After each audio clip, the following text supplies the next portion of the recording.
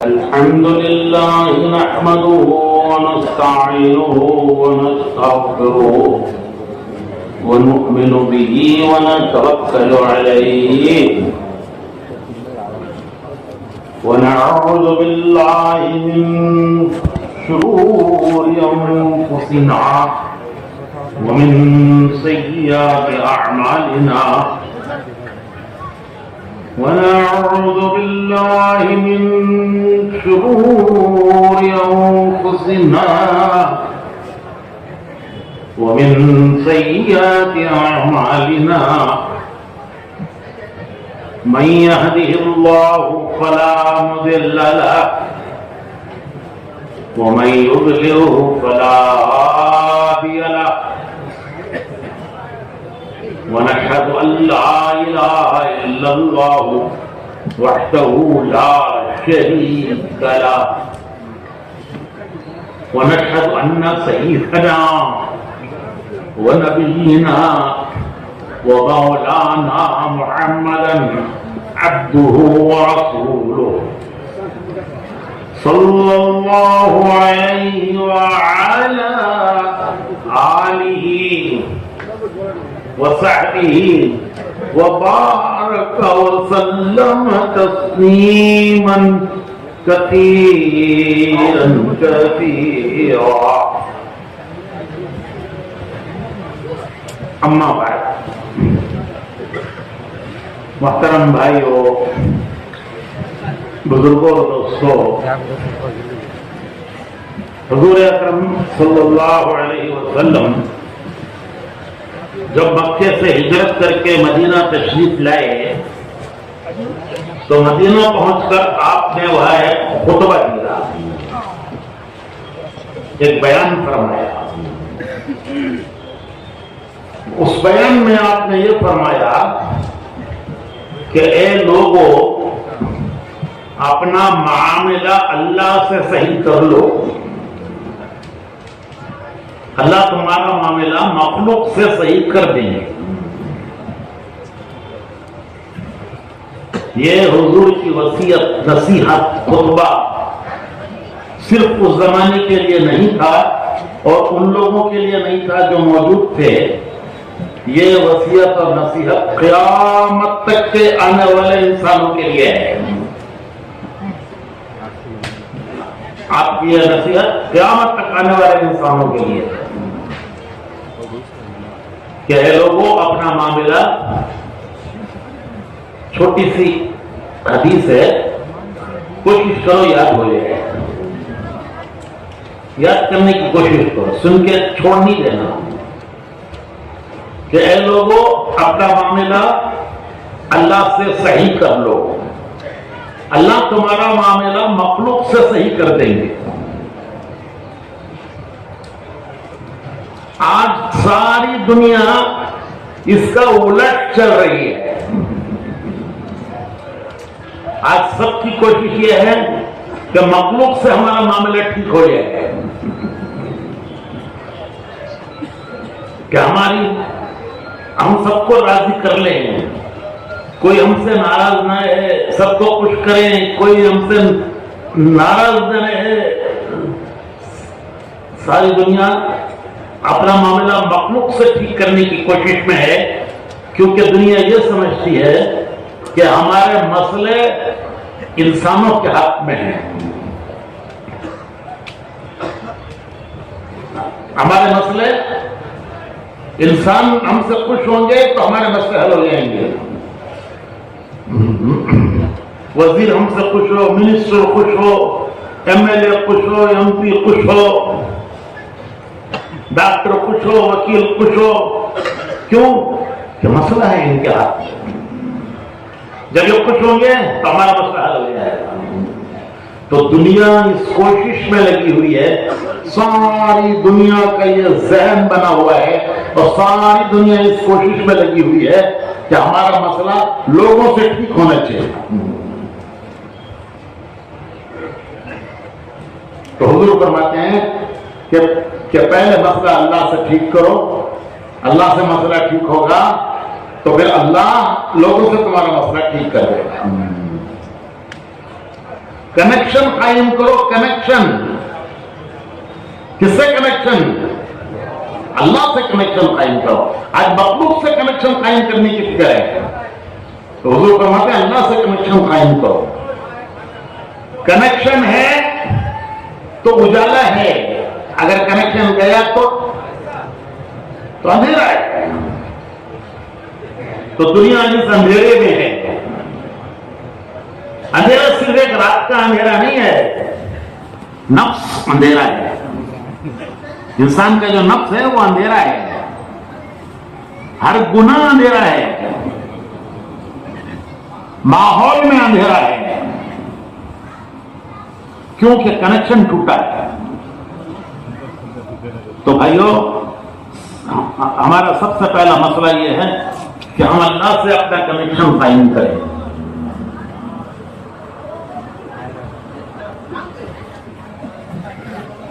مسلمان کو سب سے پہلا سبق یہی دیا جاتا ہے. جب مسلمان کے گھر بچہ پیدا ہوتا ہے تو سب سے پہلا کام اس بچے کے ساتھ کیا کرتے ہیں؟ نہلا دھلانے کے بعد اسے کیا کرتے ہیں بھائی؟ اذان دیتے ہیں. اس کے ایک کان میں اذان دیتے ہیں، ایک کان میں اس کے اقامت پڑھتے ہیں کہ بچے کے کان میں سب سے پہلے کیا آواز پڑے کہ اللہ بڑے ہیں. اللہ اکبر 4 مرتبہ، اللہ بڑے ہیں، اللہ بڑے ہیں، اللہ بڑے ہیں، اللہ بڑے ہیں. اشہد ان لا الہ الا اللہ. سب کچھ انہی کے ہاتھ میں ہے. کامیابی، ناکامی، نفع، نقصان، سب کچھ انہی کے ہاتھ میں ہے. وہ راضی ہو جائیں تو ساری دنیا مل کے ہمارا بگاڑ نہیں سکتی، اور وہ ناراض ہو جائیں تو ساری دنیا مل کے ہمارا کام بنا نہیں سکتی. اگر اللہ ناراض ہو جائے اور اگر اللہ راضی ہو جائے تو ساری دنیا مل کر ہمیں نقصان نہیں پہنچا سکتی.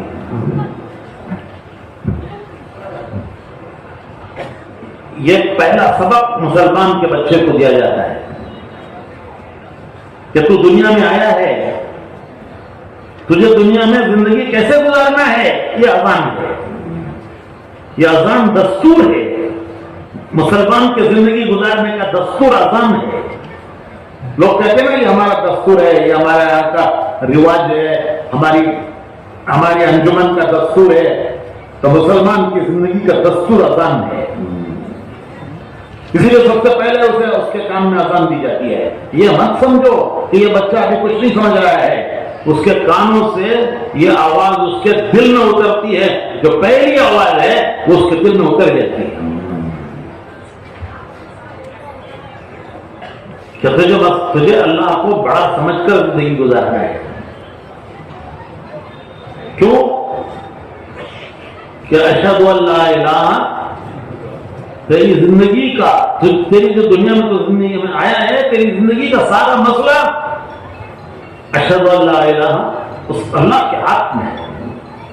وہ راضی ہو جائیں تو ساری دنیا مل کر تیرا بگاڑ نہیں سکتی. وہ ناراض ہو جائیں تو ساری دنیا مل کر تیرا کام بنا نہیں سکتی. کیوں؟ کہ مسئلہ ان کے ہاتھ میں ہے. وہ اللہ کب راضی ہوتے ہیں، کب ناراض ہوتے ہیں، ہمیں کیسے پتہ چلے کہ اللہ کب راضی ہوتا ہے، کب ناراض ہوتا ہے؟ وہ نظر تو آتا نہیں. سامنے نظر آئے تو پتہ چلے گا کہ آدمی خوش ہے، نظر آئے تو پتہ چلے گا یہ ناراض ہے. تو اللہ نظر تو آتی نہیں، کیسے پتہ چلے کہ وہ خوش ہیں یا ناراض ہیں؟ وہ کب خوش ہوتے ہیں، کب ناراض ہوتے ہیں؟ اس کے لیے ہیں محمد رسول، اشہد ان محمد رسول. کہ انہوں نے جو طریقہ بتایا اس پر چلو گے تو اللہ خوش ہو جائے گا. انہوں نے جو بتایا وہ کرو گے تو اللہ خوش ہو جائے گا. اس سے ہٹو گے تو اللہ خوش نہیں ہوگا. زندگی گزارنے کا راستہ محمد رسول اللہ. یہ پہلا سبق ہے جو ایک مسلمان بچے کو دیا جاتا ہے. تو سبق یاد رکھنے کے لیے دیتے ہیں یا بھول جانے کے لیے دیتے ہیں؟ بھائی سبق کس لیے دیا جاتا ہے؟ یاد رکھو یا بھول جاؤ. اسے یاد رکھ کے زندگی گزارو. پھر جب وہ دنیا سے جاتا ہے اور اسے قبر میں دفن کرتے ہیں تو حدیث میں آتا ہے کہ دفن کرنے والے ابھی گھروں کو واپس پہنچتے نہیں، وہ دفن کر کے ابھی گھروں کو واپس نہیں پہنچتے کہ فرشتہ آ کر اسے اٹھاتا ہے، اٹھ، اللہ کے حکم سے اٹھ، اور اٹھا کر اسے وہی 3 سوال پوچھتا ہے جس کا جو پہلے سبق دیا گیا تھا کہ تیرا رب کون ہے؟ تو جو دنیا میں آتے ہی بتایا گیا تھا کہ تیرا رب اللہ اکبر، اللہ، تیرا رب اللہ ہے، یہ پہلا سبق تھا، اور سوال بھی وہی پہلا ہوگا کہ بھائی جو سبق دیا جاتا ہے اسی کا سوال ہوتا ہے، جس کا سبق نہیں دیا گیا اس کا سوال نہیں ہوتا، سبق تو دیا نہیں اور سوال کرنے پڑ گئے تو بچہ کہے گا کہ حضرت آپ نے پڑھایا تو ہے نہیں، یہ سوال کیسے کر رہے ہیں آپ؟ تو سوال اس چیز کا کیا جاتا ہے جس کا سبق دیا جاتا ہے، جس کا سبق نہیں دیا جاتا اس کا سوال نہیں کیا جاتا ہے۔ اسکول میں، کالج میں، مدرسے میں، ہر جگہ جو سوال کا پرچہ آتا ہے امتحان کا، اس میں وہی چیز پوچھی جاتی ہے جو چیز پڑھائی نہیں، سبق دیا گیا۔ تو پہلا سبق یہی دیا گیا تھا، اس لیے پہلا سوال یہی ہے کہ تیرا رب کون ہے،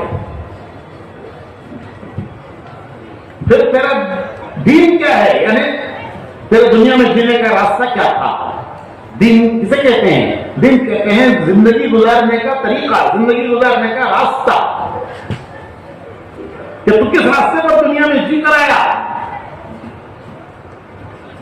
اگر اس نے اللہ کو رب مانا ہے اور رب مان کر زندگی گزاری ہے تو کہے گا کہ میرا رب اللہ ہے، میں کبھی اسے بھولا نہیں ہوں، میں ہمیشہ، مجھے وہ یاد رہا ہے، میں نے اس کے حکم کو پورا کیا ہے، نافرمانی نہیں کی ہے۔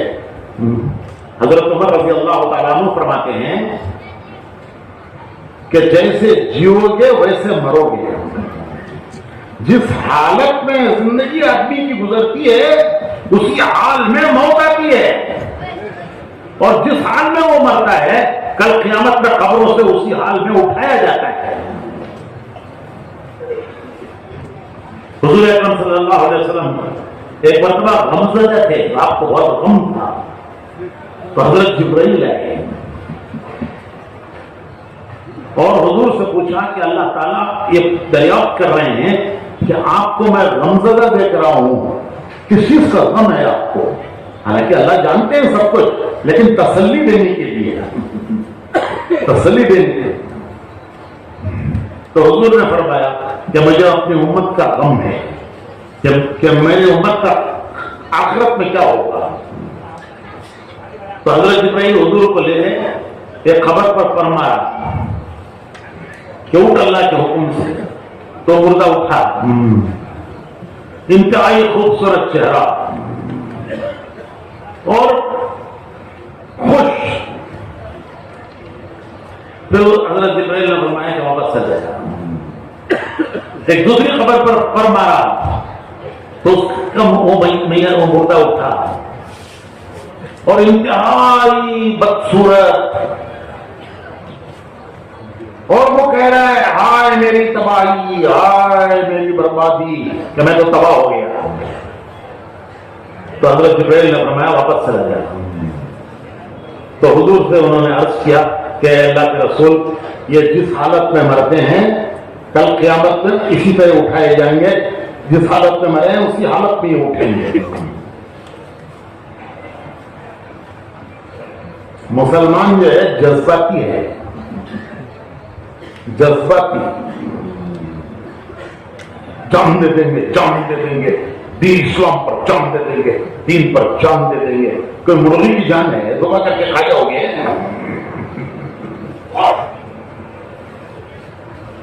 ارے بھائی جان دینا بات کی بات ہے، پہلے اسلام پر جینا سیکھو تو پھر اسلام پر مرو گے۔ کیسے مر جاؤ گے اسلام پر جب اگر اسلام پر نہیں جیو گے تو اسلام پر جینا سیکھو تو اسلام پر مرو گے۔ مولانا الیاس صاحب رحمۃ اللہ علیہ سے کسی نے یہ کہا کہ حضرت آپ نے جو راستہ اختیار کیا ہے یہ بڑا لمبا راستہ ہے، گھر گھر جاؤ، لوگوں کو سمجھاؤ، गश्तें करो, घर घर जाओ, एक एक को समझाओ, दाढ़ी में चूड़ी में हाथ दे के उसे समझाओ, उसे जमात पे निकालो, फिर उसके बाद वो नमाजी पढ़ेगा, अल्लाह के हुक्म पे भी चलेगा। ये बहुत लंबा रास्ता है। चिल्ले लगवाओ, 4-4 महीने लगवाओ, ये बड़ा लंबा रास्ता है। हजरत आसान रास्ता ये है कि आप दुआ कीजिए अल्लाह मुसलमान को हुकूमत दे दे, और जब हुकूमत मिलेगी तो कोड़ा लेकर हजरत उमर के कोड़े की तरह कोड़ा लेके जाएंगे बाजार में। नमाज पढ़ता है कि मारूं? नमाज पढ़ता है कि नहीं मारूं, कोड़ा मारूं? हजरत नहीं, हजरत का तो मारो, हजरत पढ़ ले। तो अल्लाह मुसलमान को हुकूमत दे देगा तो हम ताकत के जोर से अमल कराएंगे, नमाज पढ़वाएंगे। कोई झूठ बोलेगा मारेंगे पड़ाव से, कोई खियानत करेगा मारेंगे पड़ाव से। तो आप दुआ कीजिए अल्लाह मुसलमान को तो हुकूमत दे देगा। तो मौलाना इलियास साहब रहमतुल्लाह अलैह ने फरमाया कि भाई तेरे जिस्म पर तो अल्लाह ने तुझे हुकूमत दी हुई है। तेरे जिस्म पर किसकी हुकूमत है?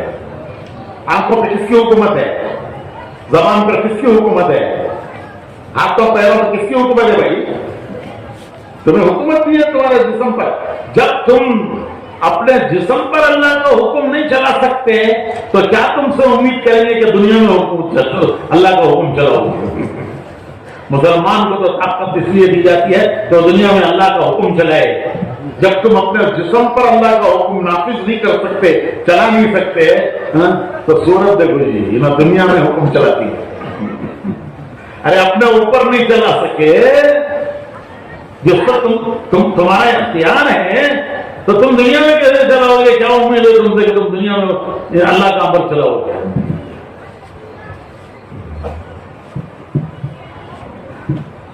तो मेरे भाइयों, जब मकतब में शुरू में जब पढ़ाते हैं तो ईमान मुजम्मिल, ईमान मुफस्सिर सिखाते हैं। आमन्तु बिल्लाहि कमा हुआ अस्माइही व सिफातिही व क़बिलतु जमी अहकामिही। बच्चे भी सिखाते हैं, लेकिन उसकी तरफ ख्याल नहीं जाता, तवज्जो नहीं होती। ये पूरा ईमान है। क्या है ये ईमान? कि मैं अल्लाह पर ईमान लाया, आमन्तु बिल्लाहि, मैं अल्लाह पर ईमान लाया। कैसे ईमान लाए? कैसे लाए?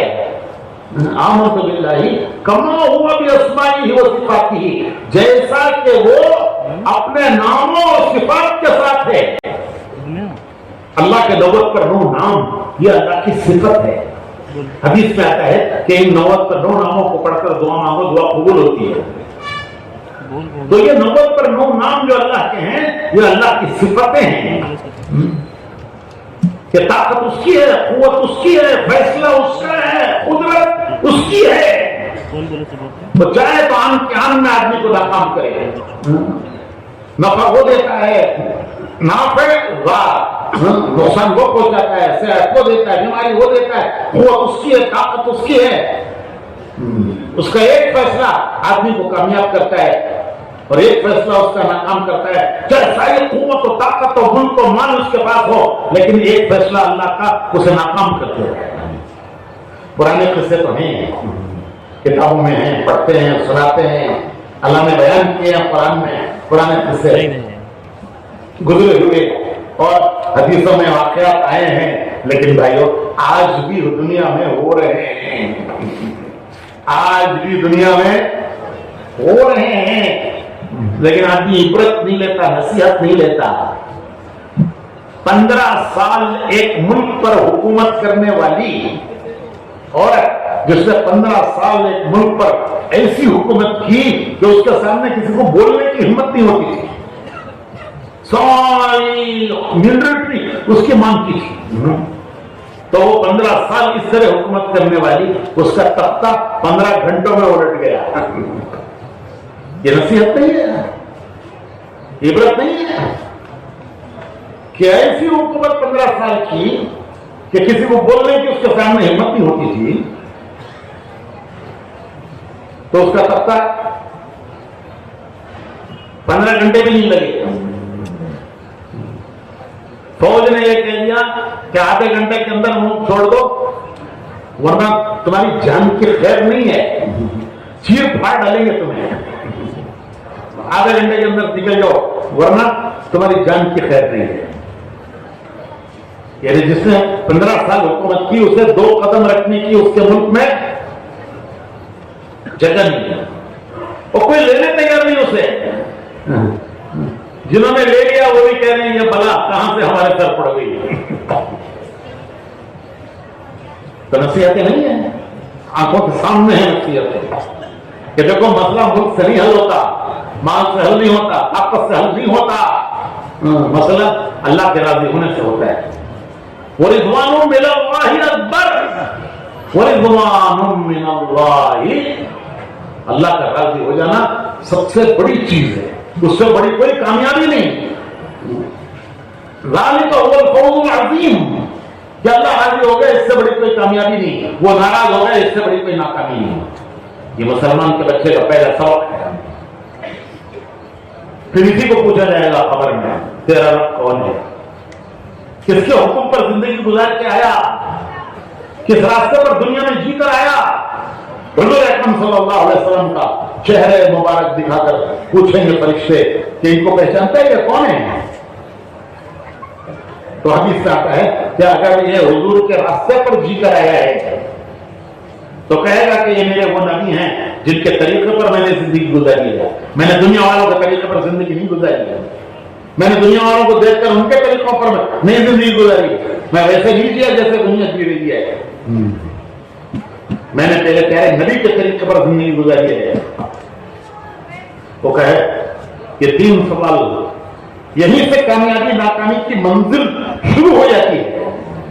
یہی سوال تفصیل سے قیامت تک ہوں گے میدان حساب میں, لیکن کامیابی ناکامی کی منزل یہیں سے شروع ہو جاتی ہے. حدیث شریف میں آتا ہے کہ جب فرشتے روح لینے کے لیے آتے ہیں, انسان کی روح لینے کے لیے آتے ہیں, تو جنت کا گلدستہ لاتے ہیں. کیسا استقبال ہو رہا ہے اس کا, بوکے بوکے. کسی کو مبارکباد دینے جاتے ہیں تو پھول لے جاتے ہیں, کیا بولتے اسے, ایسا رہتا نہیں پھولوں کا بوکے گلدستہ. تو فرشتے جب اس کی روح لینے کے لیے آتے ہیں کیسا منظر ہوگا کہ اس کو مبارکباد دینے کے لیے جنت کے گلدستہ لاتے ہیں.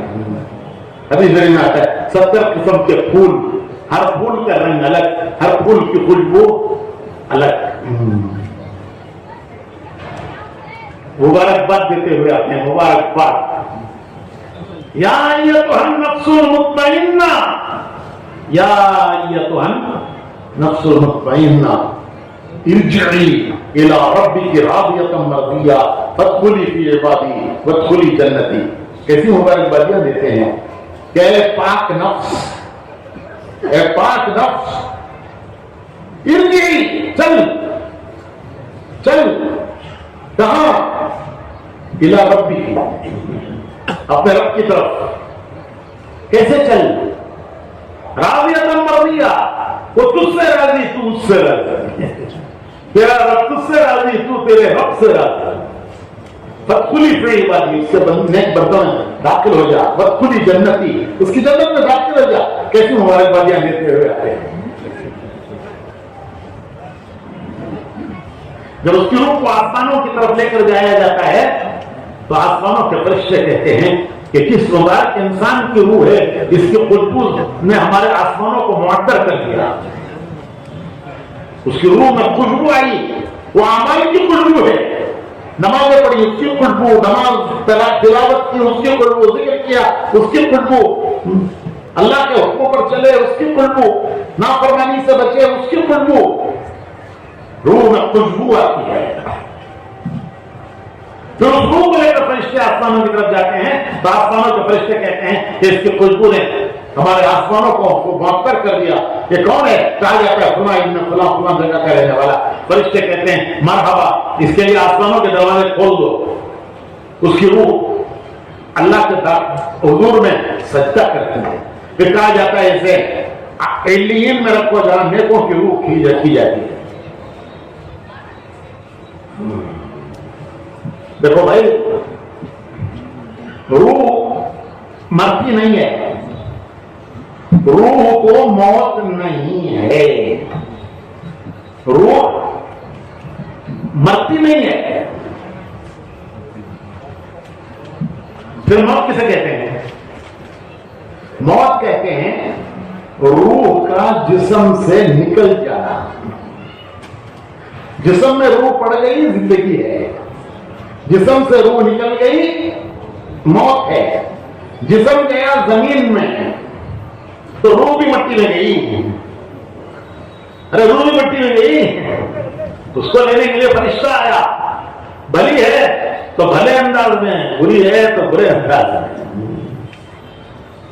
جب ماں کے پیٹ میں بچہ مکمل ہو جاتا ہے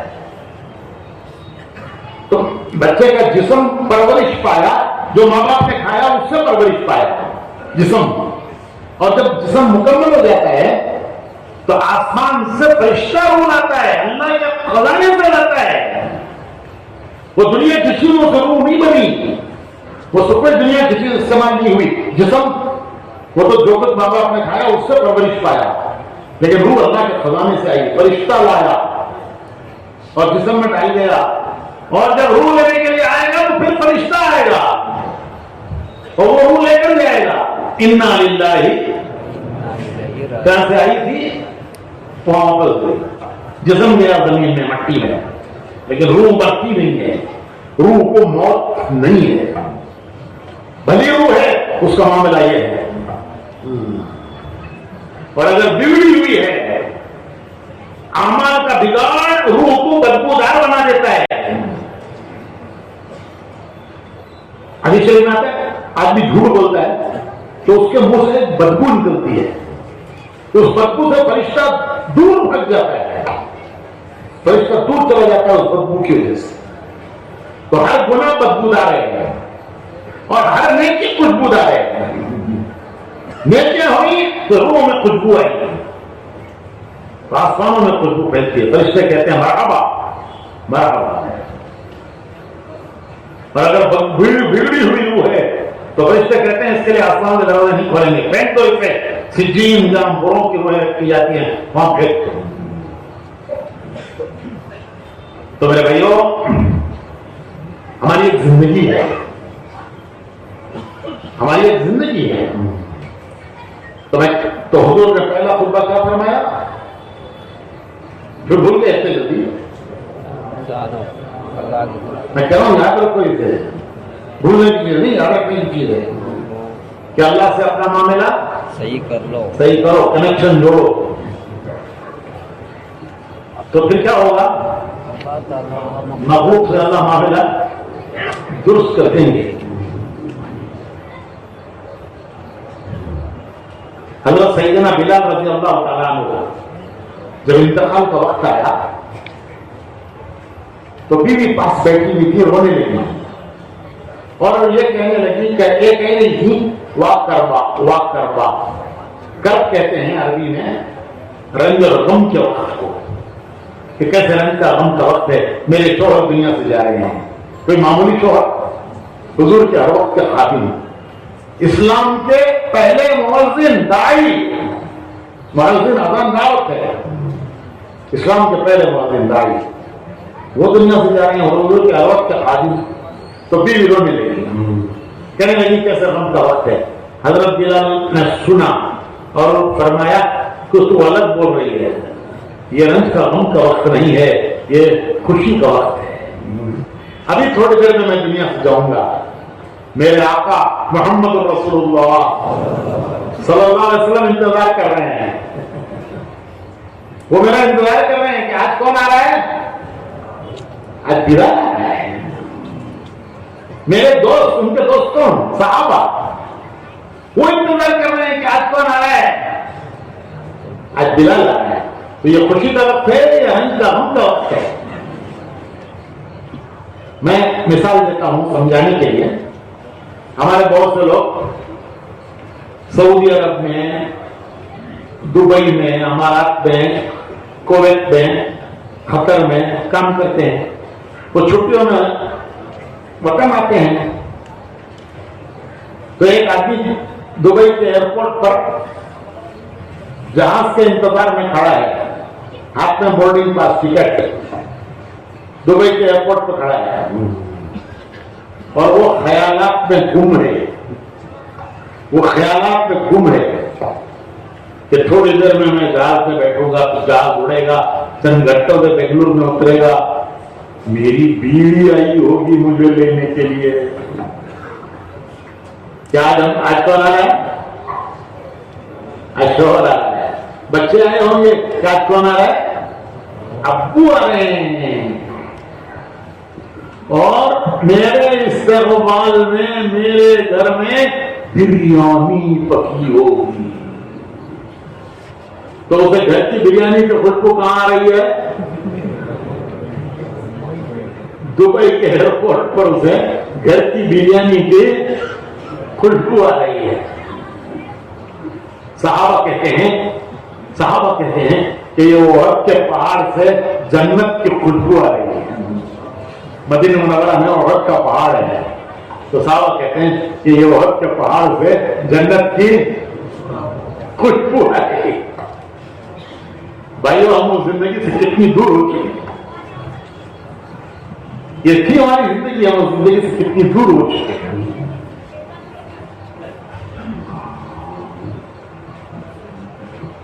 دنیا پر جان لگانے والے، جان لگا دینے والے، دنیا پر جان کھپا دینے والے وہ حسرت اور افسوس سے گئے، لیکن دین پر چلنے والا کوئی حسرت اور افسوس کے ساتھ نہیں گیا.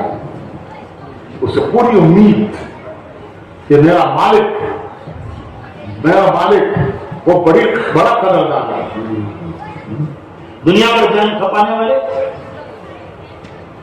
افسوس حسرت کے ساتھ گئے. سکندر کا قصہ ہے. کون سکندر؟ وہ گلی میں ایک بچہ ہے، اس کی اماں پکارتے رہتے میرا سکندر گھبونے ہیں. ارے دنیا فتح کرنے والا، تاریخ میں اس کا نام مشہور ہے، سکندر.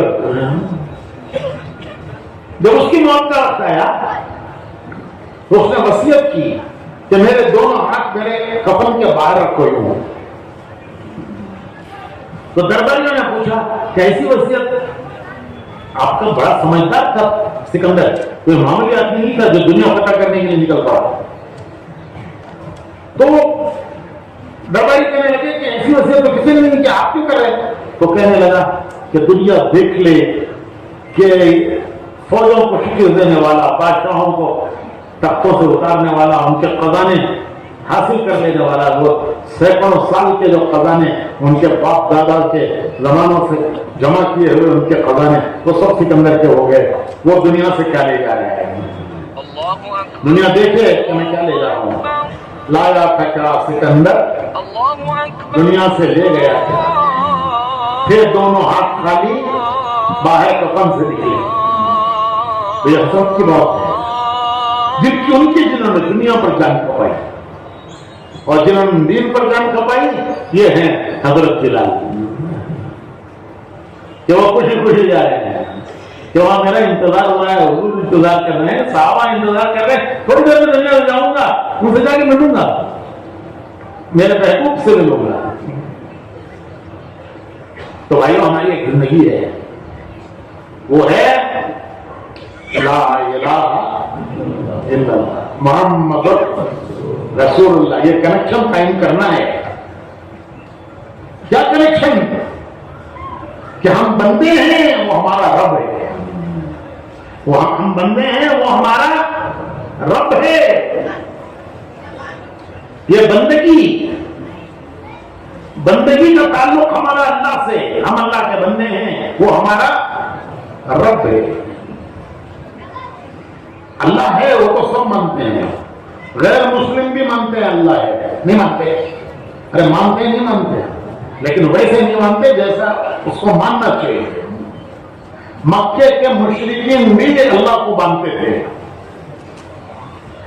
لیکن انہوں نے 360 خدا بنائے تھے. ہر روز کے لیے ایک خدا، ہر روز کا ایک خدا. تو حضور سے مشرکین کہتے تھے کہ آپ نے اتنے سارے خداؤں کا ایک خدا بنا دیا، 360 دن کے ہمارے کام پورے نہیں کر رہے ہیں، ایک کیسے پورا کرے گا؟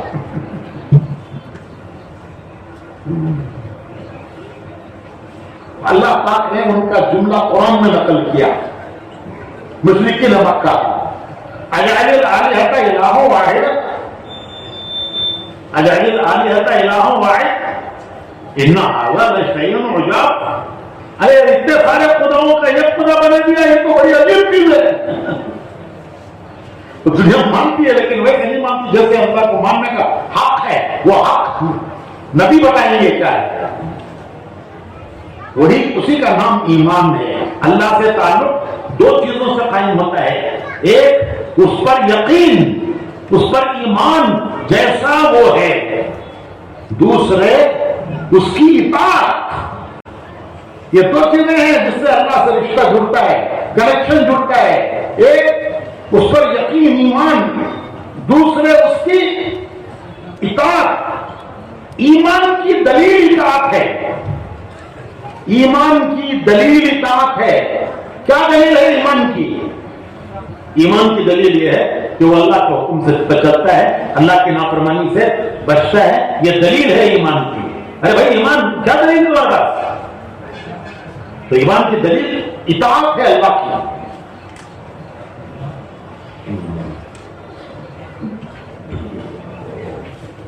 ایمان دل میں ہے، نظر نہیں آتا. کس کے پاس کتنا ایمان ہے کیسے پتا چلے؟ کوئی تھرمامیٹر ہے؟ ارے بھائی کوئی تھرمامیٹر ہے رکھ کے دیکھو کتنا بخار ہے. تھرمامیٹر بولتے نہیں جاتے، بغل کے نیچے جھک کے نیچے رکھ کے دیکھتے ہیں کتنا بخار ہے. بلڈ پریشر پمپ پا کے دیکھو کتنا بلڈ پریشر ہے. تو کیسے پتا چلے ایمان کتنا ہے؟ تو ایمان کا پتہ چلے گا عمل سے.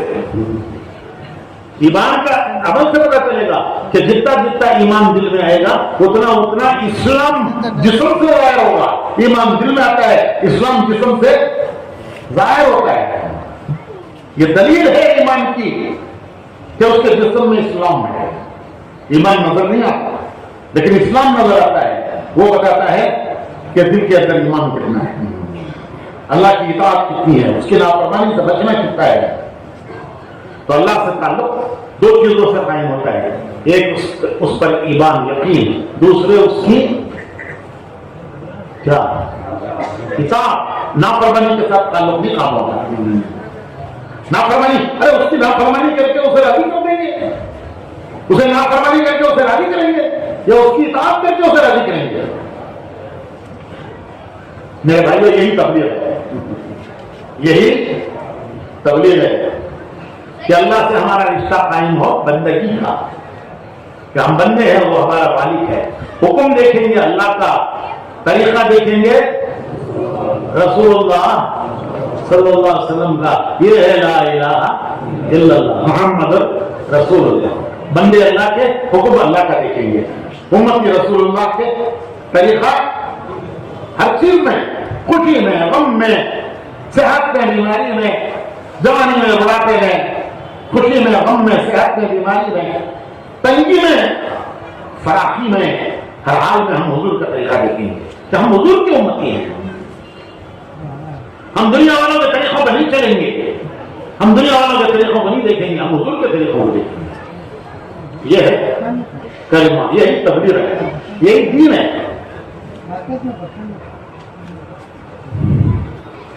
حضور کا دوسرا خطبہ، آخری، یہ پہلا خطبہ جو میں نے سنا ہے، حضور کا دوسرا آخری خطبہ، اس کو کہتے ہیں خطبہ حجۃ الوداع. ودا اس لیے کہتے ہیں کہ حضور دنیا سے ودا ہو گئے، اس کے 2 مہینے کے بعد حضور دنیا سے چلے گئے. اور آپ نے خطبے میں فرما دیا کہ لوگوں میری باتوں کو غور سے سن لو، شاید میں تم سے پھر دوبارہ یہاں نہ مل سکوں، اس لیے میری بات غور سے سن لو. اس کے بعد 2 مہینے کے بعد حضور دنیا سے چلے گئے. اس کو بتا دیا کہ میرا کام پورا ہو گیا، خطبے میں اشارہ دے دیا کہ میرا کام پورا ہو گیا. تو وہ خطبہ ہے حجۃ الوداع کا. آپ نے صحابہ کو جمع کیا. مجمع کس کا تھا؟ صحابہ کو مجمع. اور بیان کس کا؟ پوچھتے نہیں کس کا بیان ہے تو خیر کس کا بیان؟ حضور کا. وہ خطبہ اور مجمع صحابہ کا. اور میدان عرفات کا جہاں حج ہوتا ہے میدان عرفات کا. اور رحمت کی پہاڑی سے آپ نے خطبہ دیا. صحابہ کے مجمع سے حضور نے پوچھا کیا میں نے اللہ کا پیغام تم تک پہنچایا؟ سب نے ایک زبان ہو کر کہا کہ آپ نے پیغام پہنچایا. اس کا حق بھی آپ نے ادا کر دیا. پیغام پہنچانے کا حق ادا کر دیا. تو حضور نے آسمان کی طرف شہادت کی انگلی اٹھائی اور فرمایا اللہم اشہد اللہم اشہد اللہم اشہد. 3 بار. اے اللہ یہ جو کہہ رہے ہیں تو اس پر گواہ ہے. پھر فرمایا کہ میں نے تم تک پہنچایا ہے. آگے پہنچانا تمہارا کام ہے. اللہ کا پیغام میں نے پہنچا دیا. پیغمبر اسی کو کہتے ہیں. پیغمبر یہ فارسی کا لفظ ہے. پیغام اردو میں بھی ہے. پیغام دیتے نہیں. لڑکی کے لیے پیغام دیتے بھائی ہمارے لڑکے کو دیتے نہیں. تو پیغام اردو میں بھی ہے. بر پہنچانے والا. پیغمبر کے معنی پیغام پہنچانے والا. کس کا پیغام؟ اللہ کا پیغام بندوں کو پہنچانے والا. تو میں نے پہنچایا. اب آگے پہنچانا تو پیغمبر اب کوئی نہیں آئے گا. وہ پیغمبر کوئی نہیں آئے گا. اب وہ کام میری امت کرے گی. ساری دنیا میں پھیلے. ساری دنیا میں پھیلے.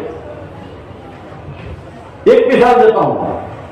حضرت ابو ایوب انصاری مدینے کے حضور کے سب سے پہلے میزبان.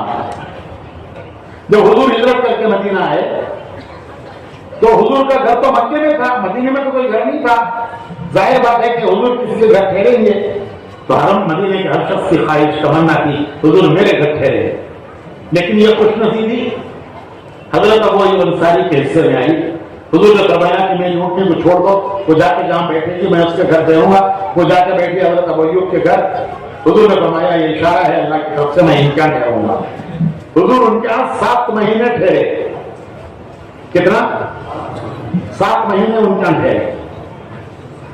وہی مرکز تھا. وہی مرکز تھا. حضرت ابو ایوب کا گھر مرکز تھا. وہی سے آپ نے 7 مہینے آپ نے پیغام پہنچایا. 7 مہینے کے بعد مسجد نبی بنی. 7 مہینوں میں حضور کے لیے کمرے بنے. تو حضور وہاں سے حضرت ابو ایوب کے گھر سے 7 مہینے کے بعد مسجد نبی کے حضور میں آپ کیا ہے منتقل ہوئے. وہ ابو ایوب انصاری کہاں ہیں؟ استنبول میں ان کا مزار ہے. ترکی میں استنبول میں ان کا مزار ہے. جماعت جا رہی تھی ترکی. اس زمانے میں وہ بہت دور کا مقام تھا. سمندر پار. تو حضرت ابو ایوب انصاری بولے میں بھی جاتا ہوں.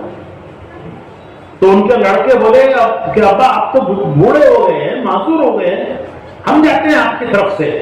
تو بولے نہیں تم بھی جاؤ میں بھی جاتا ہوں.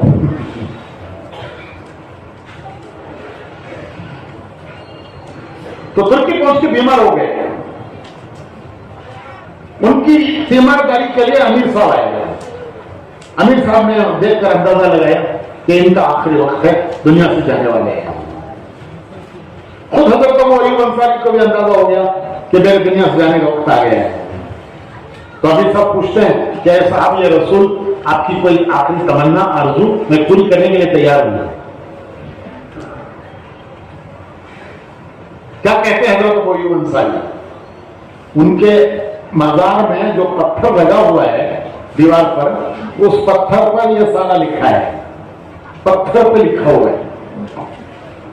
حضرت ابو ایوب کہتے ہیں کہ میرا انتقال ہو جائے تو میری میت کو بھی لے کے چلو, اور جو تمہاری منزل ہو وہاں مجھے دفن کرنا. انتقال ہو گیا, حسب وصیت لے کے چلے. منزل تھی استنبول، وہاں جا کے ان کو دفن کیا۔ مدینے کے حضور کے میزبان، ارے ان کو گھر چھوڑنا کوئی آسان تھا؟ ان کے لیے گھر چھوڑنا کوئی آسان تھا؟ مدینہ چھوڑنا کوئی آسان تھا؟ جنت البقیع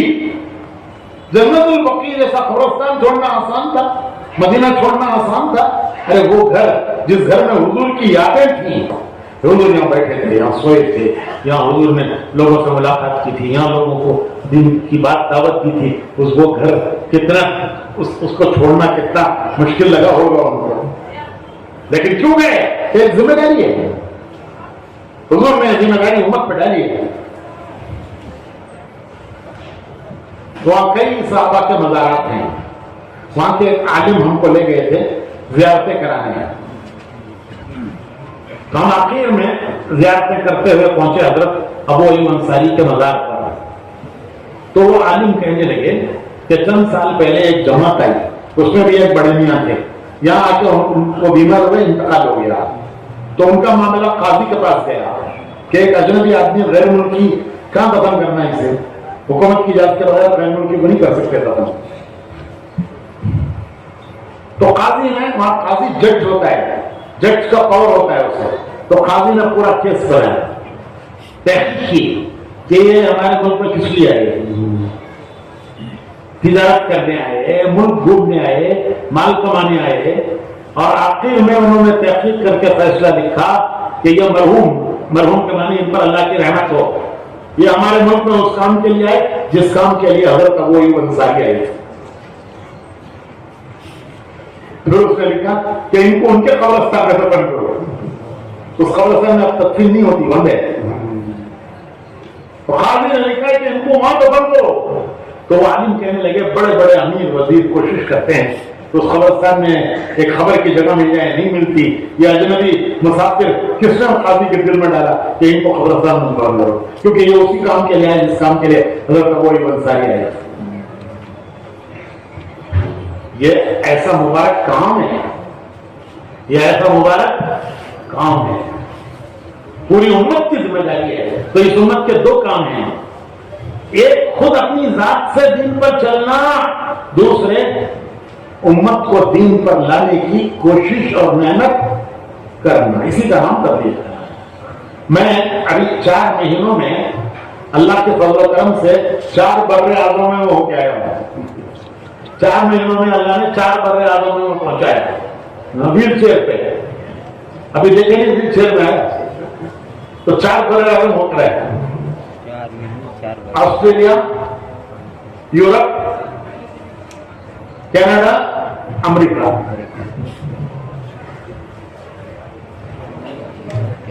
اللہ نے ان سارے ملکوں میں تبلیغ کا کام چلایا، ہر جگہ اللہ نے تبلیغ کا کام کرنے والے کھڑا کیے۔ اب جوڑ ہو رہے، اجتماع ہو رہے، ہم جا رہے ہیں۔ آسٹریلیا میں تبلیغ شروع ہوئی ریلوے پلیٹ فارم سے۔ آسٹریلیا میں کہاں سے تبلیغ کا کام شروع ہوا؟ ریلوے پلیٹ فارم سے۔ ہمارے حاجی احمد حسین صاحب اللہ ان کے درجے بلند کرے، وہ پہلی جماعت لے کے گئے تھے، ابھی اثر کے بعد بیان کریں گے مولانا ان کے ابا، تو پہلی جماعت ان کی سڈنی گئے۔ سڈنی میں ایک بھی مسجد نہیں، ایک اسلامک سینٹر تھا، وہ جمعہ کو کھلتا تھا، وہی ان کے لیے پناہ گاہ تھی، اور کوئی جگہ نہیں ٹھہرنے کی، تو جا کے وہ اسلامک سینٹر میں ٹھہرے، کوئی وہاں آتا جاتا نہیں۔ جمعہ کے دن نماز جمعہ کے لیے وہ کھولتے تھے، وہاں جو ایمبیسیاں ہیں ان میں جو مسلمان کام کرتے ہیں وہ جمعہ کی نماز پڑھنے کے لیے آتے تھے، تو ان کو کہو بھائی ذرا بیٹھو، بھائی ذرا بات کریں گے دین کی، تو بولے نہیں ہمارا ٹائم نہیں ہے، ہم تو ڈیوٹی پر ہیں، نماز کے لیے آئے ہیں، مشکل سے جلدی واپس جانا ہے، اور پھر آئندہ جمعہ کو آئیں گے، پھر بھی بیٹھنے کی جگہ کے لیے ان کے پاس ٹائم نہیں، تو جماعت کرنا ہوئی۔ دیکھو کام شروع ہوتا ہے قسم پرسی کے حالات پر، ایسے حالات میں کام شروع ہوتا ہے۔ جماعت کرنا ہوئی، وہ امیر صاحب سے کہنے لگی کہ امیر صاحب چلو کسی اور ملک میں جائیں گے، یہاں تبلیغ نہیں ہو سکتی، کس کو کریں گے تبلیغ؟ یہ آتا نہیں کوئی اس پر یہاں جمعہ میں کے علاوہ، اور جو جمعہ میں آتے ہیں وہ بھی بیٹھنے تیار نہیں ہے، سننے تیار نہیں ہے، اور کس کے پاس جائیں کچھ پتہ نہیں ہے، اتا پتہ کچھ نہیں ہے، تو کیسے کریں گے یہاں؟ ہمیں صاحب چلو کسی اور ملک میں جائیں گے، یہاں نہیں کام ہوتا، یہاں کام ہو نہیں سکتا. لیکن وہ استقامت کے آدمی تھے. وہ کہنے لگے دیکھو ایک ترکیب میری سمجھ میں آتی ہے، ہم کل سے یہ ریلوے اسٹیشن پہ چلے جائیں گے، جو سٹی کے اندر چلتی ہے ٹرین،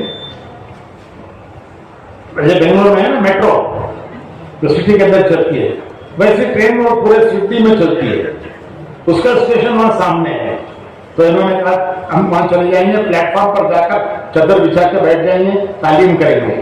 جب ٹرین آ کے رکے گی تو ایک ایک آدمی ایک ایک ڈبے کے سامنے کھڑا ہو جائے گا، اور جو اتریں گے اس کی آنکھوں میں آنکھیں ڈال کے زور سے کہیں گے السلام علیکم، اور مسلمان ہوگا تو جواب دے گا، جو جواب دے گا وہ بھی پکڑ لیں گے.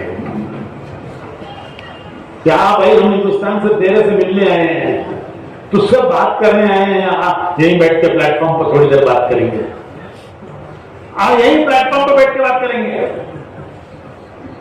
وہاں ماشاء اللہ پلیٹ فارم بہت صاف ستھرے ہوتے ہیں، تو چادر بچھا کے بیٹھ گئے. ٹرین میں سے جو اترا جو ملا اس کو پکڑ کے لا کے مالا کے بیٹھا گیا، وہاں اس کو بات سمجھائیے. ریلوے پلیٹ فارم سے تبلیغ شروع، اسی میں کچھ آدمی ملے ان کو، تو وہ بتا رہے تھے کہ انہوں نے ہم سے کہا کہ ہفتے میں ایک مرتبہ جمع ہو کے خرچ کرو. وہ ہم نے شروع کیا، آج تک کر رہے ہیں. اور ابھی ہم جو ہو کے آئے کارگزاریاں سنی، کل تمہاری کارگزاریاں بھی سنیں گے. تو کارگزاریاں سنی تو اس وقت سڈنی میں 150 پر 4 مسجدیں ہیں. کتنے کہتے تھے؟ ایک بھی نہیں. اب کتنے ہیں؟ 150 پر 4. یہ سب دعوت کا پھل ہے. یہ باغ لگایا لوگوں نے قربانیاں دے کر، آج باغ لگ گیا.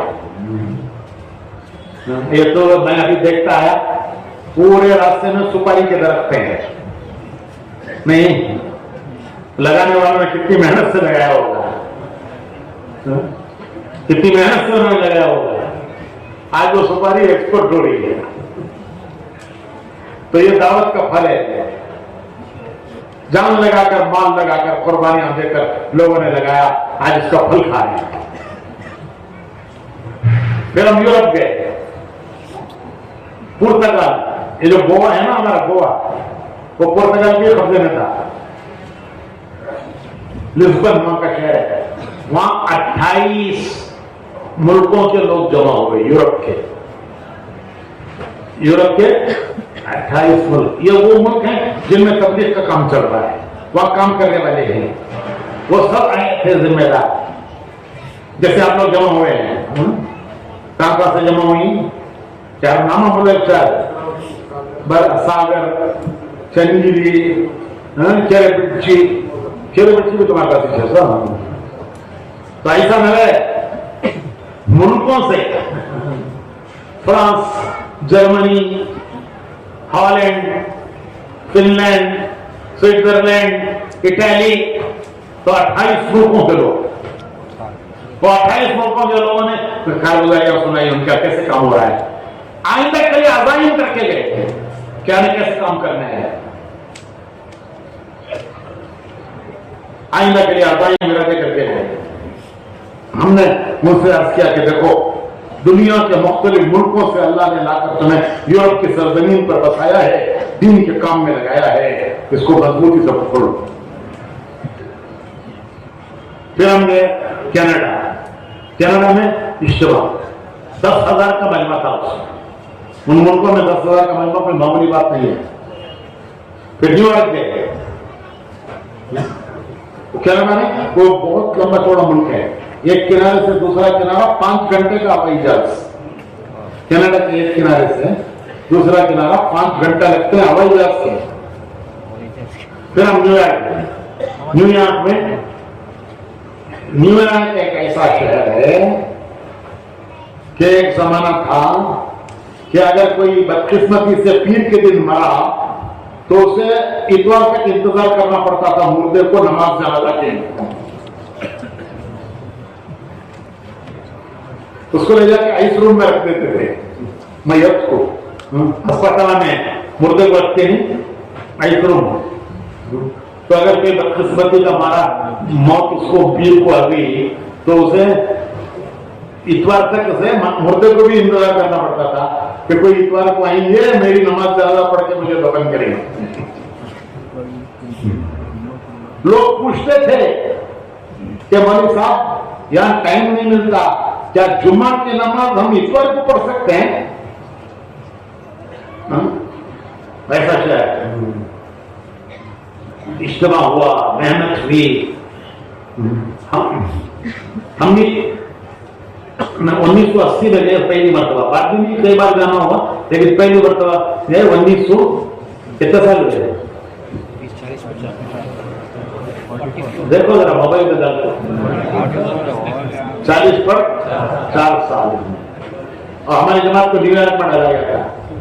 پورا ہفتہ ہم جا کے ملاقاتیں کرتے گشتیں کرتے تو لوگ کہتے ہیں ہم سنڈے کو آئیں گے. ارے مردے کو بھی نہیں بخشتے ہو. اور اتوار کو 5-7 آدمی آ جاتے تو ہم خوش ہو جاتے, بڑی تبدیلی ہو گئی. اور آج اسی نیت کا یہ حال ہے کہ 7,000 کا مجمع. ایک جماعت آئی تھی مکہ مکرمہ سے, اس سے ہمارے ایک پرانے ساتھی وہاں کے اپنے بیٹے کے ساتھ آئے تھے. ان کا بیٹا ماشاءاللہ جوان بیٹا ہے. تو اس نے کہا کہ ہمیں مغرب کی اذان دیتا ہوں. تو اس نے ہم نے کہا اچھی بات ہے بھائی, مکے والا آدمی ہے. تو اس نے مغرب کی اذان دی نیو یارک میں اجتماع میں. ایسا لگ رہا تھا کہ گویا ہم مکہ پہنچ گئے. اسی انداز میں جیسے مکے کی اذان ہوتی ہے موبائلوں میں ہے نہیں تمہارے, وہ تو موبائلوں میں ہے, اس نے تو زندہ اذان دی. ایسا لگ رہا تھا کہ یہ نیو یارک نہیں ہے, مکہ پہنچ گئے. یہ فضا ساری اللہ نے بنائی ہے, دنیا میں یہ فضا بنائی ہے. اور میں نے ایک بات وہاں خاص سیکھی کہ جو کام بڑا ہے وہ ہمارے ان نوجوانوں سے بڑا ہے جو اعلیٰ تعلیم کے لیے امریکہ میں گئے, ملازمتوں کے لیے گئے. اکثر انجینئر ہیں, یہاں انجینئر بن کے گئے, وہاں جا کے بڑی بڑی اور ڈگریاں کی, آگے کی پڑھائیاں پڑھی اور مختلف جابس میں وہ ہیں. لیکن یہاں سے تبلیغ میں لگے ہوئے تھے, وہاں جا کر مسجدوں سے جڑ گئے. اس لیے کہتے ہیں نوجوانوں کا محنت کرو, ان کو اللہ کے راستے میں نکالو, اپنے مقام کے کام میں جوڑو, ان کی رعایت کے ساتھ چلاؤ ان کو, لیکن ان کو جوڑو, ان کی تعلیم کی رعایت کرو. ہمارے یہاں علی گڑھ یونیورسٹی میں عشاء کے بعد روزانہ مشورہ ہوتا ہے یونیورسٹی کا. عشاء کے نماز کے بعد روزانہ. تو سب سے پہلے مشورے میں جب بیٹھتے ہیں ذمہ دار کہتے ہیں طلبا کے امور لے لو, کیا ہے طلبا کے امور. طلبا اپنے امور رکھتے ہیں, مشورہ ہو جاتا ہے. اس کے بعد کہتے ہیں دیکھو بھائی اب طلبا فارغ ہیں, اب وہ جا سکتے ہیں, کیونکہ ان کو پڑھنا ہے. جاتے ہیں 10-15 منٹ میں ان کو فارغ کر دیتے ہیں. تو اس طرح ان کی رعایت کے ساتھ ان کو لگاؤ, وہ لگیں گے انشاءاللہ. پتہ نہیں اللہ ان سے کتنا کام لے گا. تو یہ تو ہم نے اپنی آنکھوں سے دیکھا کہ ان ملکوں میں آسٹریلیا میں اور امریکہ میں, کینیڈا, سب جگہ ہمارے وہ نوجوان جو یہاں سے گئے کہے کے لیے, دنیا کے لیے گئے, better job, better salary, better دنیا, لیکن اللہ نے ان سے دین کا کام لیا ہوا, دین کے کام میں لگے ہیں, جہاں ہیں وہاں دین کے کام میں لگے ہیں. اور اجتماع میں خدمت کر رہے ہیں, کھانا کھلا رہے ہیں, برتن دھو, انجینئر بڑے بڑے کام کرنے والے وہ برتن دھو رہے ہیں, ٹریفک, پارکنگ, سارا کام کر رہے ہیں. ان سے میں نے ایک سے پوچھا تم کیا کرتے ہو, کہنے لگا میں कंप्यूटर इंजीनियर हूँ। तू क्या करता है? मैं प्रोग्रामर हूँ। एक से मैंने पूछा तुम क्या करते हो? उसने कहा कि इलेक्ट्रिक कार बन रही है, इलेक्ट्रिक से चलने वाली फोर्ड में, मैं उसका डिजाइनर हूँ। देखे तो मौजू साहब कसका दिखता हूँ, जुब्बा, टोपी, जो दाढ़ी, तस्वीर, और बहुत से तो हमें बांधे हुए। तो बोला वो कह रहा मैं कार का डिजाइन करता हूँ जो इलेक्ट्रिक से चलने वाली कार है। देखो कि अल्लाह की कुदरत है, अल्लाह की कुदरत है। कई मुल्कों में अल्लाह इन नौजवानों से अल्लाह काम ले रहा है, खिदमत चले गए हैं। वहां एक शहर है डेट्रॉइट, उसमें कार की बड़ी बड़ी कंपनियां हैं। दुनिया की सबसे पहली कार फोर्ड कार वो वहीं बनी थी, और अभी उसकी मेन फैक्ट्री वही है। उसमें ये सब बहुत ये नौजवान काम करते हैं। उन्होंने मसलक को जोड़ा अपनी, तो 150 औरतें जमा हुई। मैं हैरान रह गया, इनके जहां 2-4 आना मुश्किल था वहां 150 आ रही है। ये सारी चीजें एक मेहनत के बाद बनी है, कुर्बानियों के बाद, मेहनत के बाद। 4 इज्तिमा थे अमेरिका में, दूसरा इज्तिमा जिसमें हम गए, 2 इज्तिमा में एक दूसरी जमात गई, वो शिकागो में है।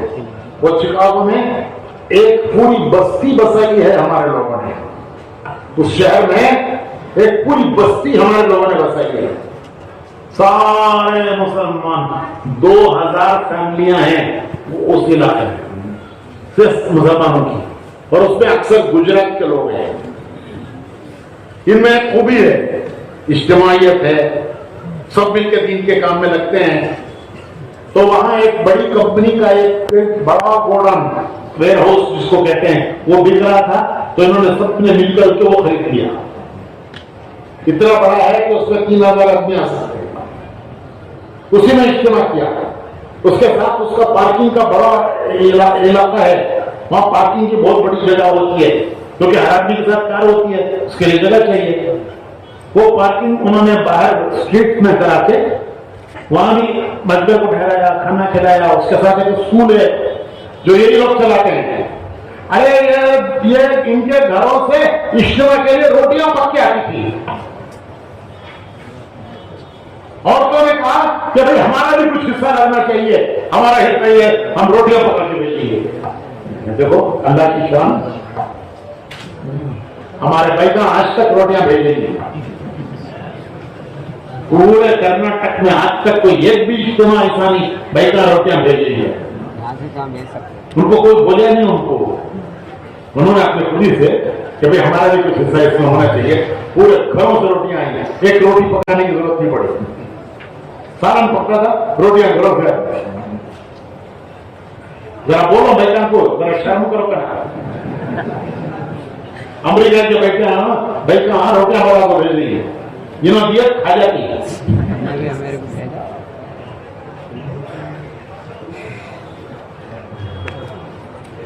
तो एक स्कूल भी है। मैंने वो स्कूल के जो जिम्मेदार थे उनसे बात की, उन्होंने बताया कि हमारी स्कूल में 18 मुल्कों के बच्चे हैं, और ये सब अक्सर अफ्रीका के हैं। गरीब अफ्रीकन गरीब है वहां, ऐसा नहीं अमेरिका में सब मालदार हैं, अफ्रीकन बहुत गरीब है। बात बता खाना नहीं मिलता उनको खाने के लिए। तो वो कहने लगे कि ये सब अफ्रीका के मुल्कों के लोग हैं जो चारों तरफ बसते हैं। ये बस्ती मुसलमानों की है, चारों तरफ बस्ती बोले तो मोहल्ला, एक चारों तरफ वो अफ्रीका के लोग हैं, गरीब लोग हैं, उनके बच्चे हमारे यहाँ पे पढ़ते हैं। 18 मुल्कों के बच्चे पढ़ते हैं। वो खाने को नहीं, फीस कहां से देंगे? वो हम उनको फ्री पढ़ाते हैं, चंदा करके स्कूल चलाते हैं, और 18 मुल्कों के बच्चे आगे वहां पढ़ते हैं। पहला एक जमाना था हमारे बच्चे रेलों के स्कूलों में पढ़ते थे, आज जमाना है कि बगैरों के बच्चे हमारे स्कूलों में पढ़ रहे हैं। लड़कों की तालीम अलग, लड़कियों की अलग, लड़कों को और मर्द पढ़ाते हैं, लड़कियों को औरतें पढ़ाती हैं, और ये 18 मुल्कों के बच्चे आगे वहां पढ़ रहे हैं। ایسے ہی ہم نے آسٹریلیا میں دیکھا، آسٹریلیا میں میلبورن میں پہلا مدرسہ قائم کیا ہمارے ساتھیوں نے.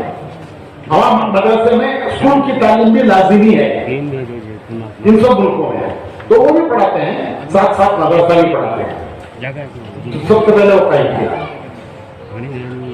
تو حکومت نے ان کو گرانٹ نہیں دیا، وہ جو اسکول کو دینا چاہیے گرانٹ، وہ نہیں دیا کہ تم ہمارے ضابطے کے خلاف کر رہے ہو. ہمارے پاس تو ضابطہ یہ ہے کہ لڑکے لڑکیاں مل کر پڑھنا، کو ایجوکیشن. تم لڑکے الگ پڑھاتے ہو، لڑکیاں الگ پڑھاتے ہو، ہم تم کو گرانٹ نہیں دیں گے. انہوں نے کہا ہمیں نہیں چاہیے گرانٹ تمہارا، ہم چلتا کر کے اسکول چلیں گے. 2 سال چلایا انہوں نے. 2 سال کے بعد وہاں کی سٹی کونسل نے معافی مانگی ان سے اور یہ کہا کہ تمہارا اسکول پہلے نمبر پر ہے، تمہارا رزلٹ، تمہارے بچوں کے اخلاق، تربیت پورے میلبورن میں ایک پہلے نمبر پر تمہارا اسکول ہے، لہذا ہم تم کو پچھلے 2 سال کا گرانٹ دیتے اور آئندہ بھی سالانہ دیں. یہاں ہمارے لوگوں کے دماغ میں کوئی ایجوکیشن گھس گئے، پیسہ پڑھانا ہوگا، اور ان کے ہاں اسلام گھس گئے ہے کہ اسلام جو ہوتا ہے ہم ویسے کریں، ہم دین جو کہتا ہے ویسے کریں، اور وہ چل پڑا. خود وہاں کی حکومت کہتی ہے کہ تمہارے بچوں کے اخلاق کردار جو ہے وہ دوسرے بچوں سے ممتاز ہے. بھائیو یہ سارا جو ہے دعوت کا پھل ہے، یہ سب دعوت کا پھل ہے. قربانیاں دینے والوں نے قربانیاں دی، جان کھپائی، ایسے زمانے میں کام کیا جس زمانے میں کوئی نصرت نہیں کی، کوئی پوچھ کے نہیں تھا کہ تم کہاں سے آئے ہو. ہمارے مولانا ابراہیم صاحب اللہ ان کی عمر میں برکت ہے، انہوں نے سن 80 میں 1 سال لگایا امریکہ میں. کہتا حیران ہوتا تھا میں سن کے کہ ہم تو 4 مہینے میں تھک گئے، مولانا نے سال کیسے لگایا ہوگا. ایسے زمانے میں جب کوئی پوچھنے والا نہیں ہوتا تھا کہ تم کون ہو، کہاں سے آئے ہو، کیوں آئے ہو. ارے پکا کے رکھتے تھے تو کھا کے چلے جاتے تھے. 1 سال مولانا لگا. تو یہ قربانیاں کی ہمارے بڑوں کی، آج اللہ نے اقتدا بنائی ہے.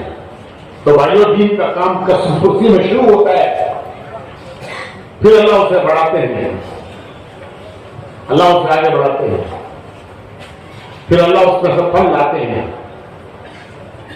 اس لیے کبھی ہمت نہیں ہارنا چاہیے، حالات سے گھبرانا نہیں چاہیے، محنت کرنا، دعائیں مانگنا، یہ 2 کام ہیں.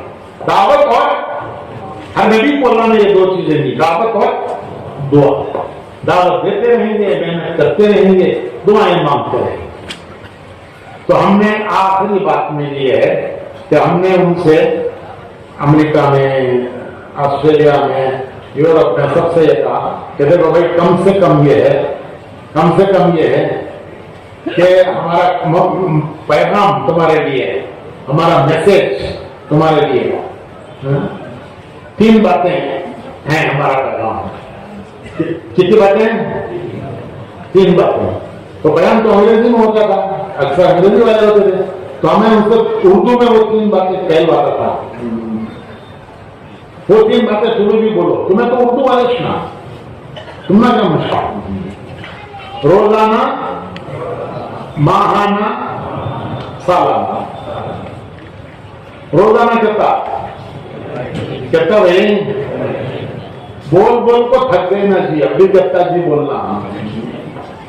روزانہ، ماہانہ 3 دن، سالانہ اللہ ہمت ہے، 4 مہینے لگو، ملکوں میں جاؤ، لگنا کم سے کم. تو یہ ہمارا پیغام ہے، روزانہ، ماہانہ، سالانہ. وہ روزانہ کیا کرنا کل بیان کریں گے، اور ماہانہ 3 دن لگانا، اور سالانہ کیا ملے گا. ارے کیا ملے گا؟ کتنا کریں گے تو کیا ملے گا؟ ایک کے 10 ملیں گے. یہ 10ویں میں کا ایک ہے. تبلیغ کا یہ پیغام ہے کہ بھائی تمہارے ہر چیز کے 10 حصے کرو. 9 حصے تمہاری ضرورتوں کے لیے، تمہاری دنیا کے لیے، تمہارے بیوی بچوں کے لیے، دنیا کے لیے، تمہارا کاروبار، ملازمت، جو کچھ تمہارا ہے، ہمیں انکار نہیں ہے اس سے. بیوی بچے اپنی ضرورتوں کے لیے کتنے حصے؟ 9 حصے. اور دین کے لیے 1 حصہ. روزانہ کا 10واں 2.5 گھنٹے. مہینے کا 10واں 3 دن. سال کا 10واں.